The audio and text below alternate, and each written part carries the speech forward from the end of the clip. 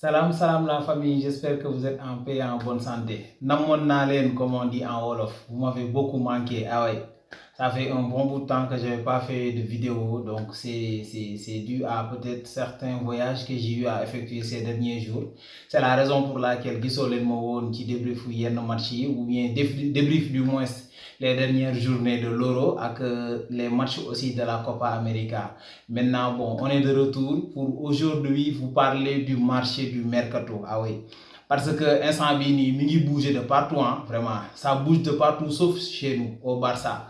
Malheureusement pour nous. Donc, Hansi Flick a des conditions, on aussi le choix de ces joueurs, mais bon, jusqu'à présent, Laporta a ouvert le buntu pour peut-être certaines démarches par rapport surtout à Nico Williams, il est en train de flamber dans ce tour-là avec Serhou Yalam qui est Lamine Yamal. Donc vraiment, si la Porta accélère les choses, il devrait normalement recruter ce gosse-là parce qu'il est anormalement talentueux. On a besoin de lui dans cette équipe-là parce que si nous le duo et l'entente avec Lamine Yamal, c'est vraiment très intéressant. Ou bien ce serait très intéressant au sein de notre équipe, à savoir le FC Barcelone. Maintenant, bon, on va revenir sur le Barça, peut-être la prochaine fois.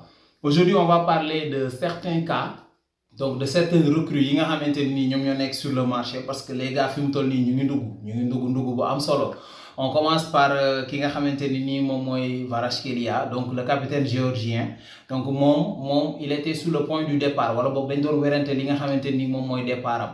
Donc malheureusement ou bien heureusement pour le club napolitain, donc ils ont clairement dit que il va rester, ils vont tout faire pour prolonger son contrat et d'ailleurs Antonio Conte a bien confirmé que il va rester. Donc buñu jëlé aussi tamit ki nga xamanteni moy Arthur Théâtre, donc gis nañ ko aussi dans l'Euro avec cette équipe de la Belgique. Donc malheureusement ces Belges-là ont été éliminés par les Français, donc en huitième de finale. Lui aussi, il a été recruté ou bien il va signer à Al Ittihad, club bi nga xamanteni ni fofu la N'Golo Kanté di jouer ak kooku ñuy wax Karim Benzema. Donc buñu koy recruter wa Lille, wa Rennes du moins parce que Stade Rennais bu France, première ligue bu France la nekkoon. Donc Warren dinañ am ben caution 20 millions d'euros bo xamanteni dinañ ko am ci recrutement bobu noonu. Le petit frère de Kylian Mbappé, donc Ethan Mbappé, qui était au Paris Saint-Germain depuis son enfance ou bien mën nañ ko waxé noonu.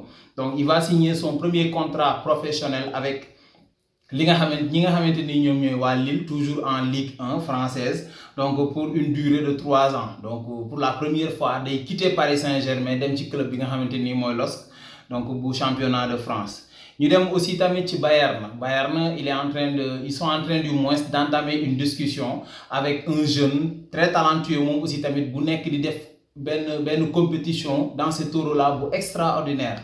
Donc il s'agit du jeune néerlandais Xavi Simons. Donc d'après les informations yi nga xamanteni am nañ ko ci mom, Bayern mu ngi nek di démarcher ci mom pour que ñu mën ko recruter parce que Vincent Kompany ci bopom mom moko soxla pour mën ko bolé ak l'autre là, le jeune allemand Musiala, ñu mëna former ben duo ci milieu de terrain bi. D'autant plus que Kimmich mom moy doon faral di jouer fofu milieu de terrain, mais on a vu qu'avec l'arrivée de Vincent Kompany, il n'est pas trop sollicité par le technicien.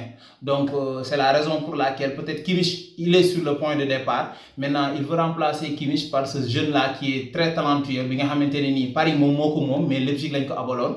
Maintenant instant bi ni Bayern ak le jeune trouvé nañu accord, donc il reste juste l'accord du PSG pour que ñu mëna officialiser soit achat, loolu la Bayern bëgg, achat transfert sec, ou bien ñu def li nga xamanteni ni prêt ak option d'achat pour que plus tard ñu mën ko recruter.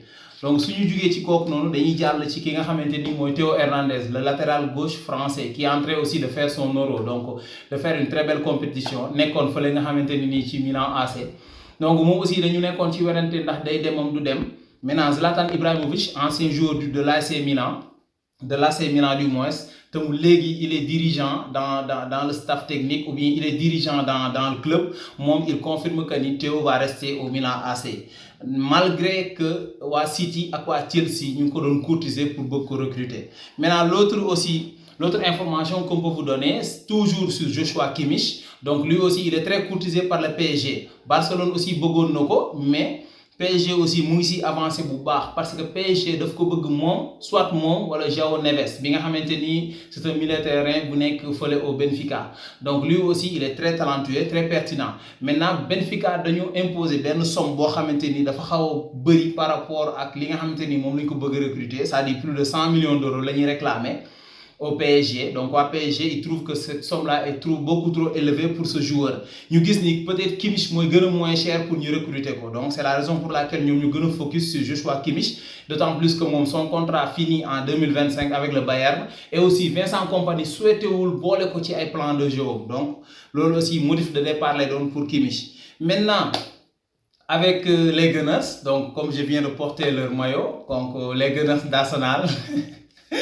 Donc nous aussi vraiment daaw dañu def benn option de prêt d'achat prêt ak option d'achat bu am solo sur un homme, sur un gardien qui a vraiment réalisé la saison parfaite peut-être pour les Gunners.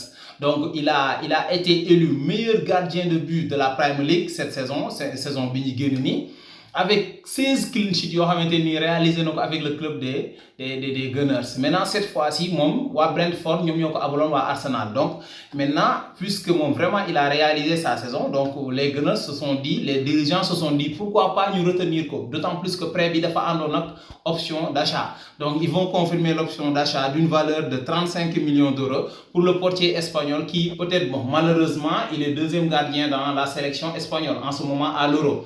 D'autant plus qu'il y a Unai Simon qui est titulaire. Mais n'empêche, il reste toujours un très grand gardien. Il s'agit de David Raya. Donc Arsenal va signer un contrat avec lui à long terme. Et enfin, pour boucler la boucle, pour le mercato d'aujourd'hui, on va parler de notre Sénégalais, de notre Lion, de notre défenseur central. Il s'agit de Moussa Niakhaté qui vient de réaliser une recrue, je pense bien que, très pertinente sur le plan sportif. C'est-à-dire pour sa carrière parce qu'il avait besoin de se relancer parce que bu ñu xoolee Nottingham Forest dem na ba amatu fa woon temps de jeu donc soxlawaat na pour mu football.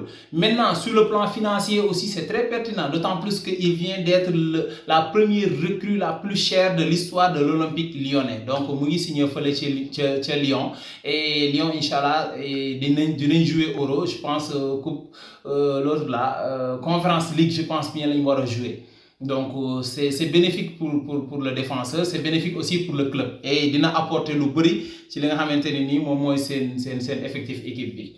Donc je pense bien que ni y a aussi l'autre recrue suñu beneen sénégalais du moins Iliman Ndiaye, donc qui a eu une saison un tout petit peu ou bien trop compliquée fële à l'Olympique de Marseille. Ndeysaan, c'était son club de rêve, c'était son club d'enfance, mais malheureusement il n'a pas pu percer comme il le fallait ou bien il n'a pas pu réussir là-bas. Maintenant, il va retourner en Angleterre, cette fois-ci à Everton.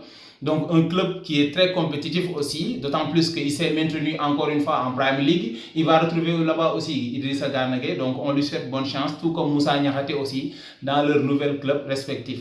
Donc loolu la ñu indiloon tey ci marché mercato bi. D'ici là, on va se donner rendez-vous demain ak ñaari quart de finale yu alléchant yi nga xamante ni moom moo ñuy xaar, à savoir le pays hôte, l'Allemagne qui va rencontrer l'Espagne. Donc, et enfin, et en deuxième heure du mois, la France qui va affronter le Portugal. Donc, ce sera des rencontres très alléchantes et très disputées dans cette phase de quart de finale de l'Euro 2024. Donc, on se donne rendez-vous demain, Inch'Allah. Ciao tout le monde.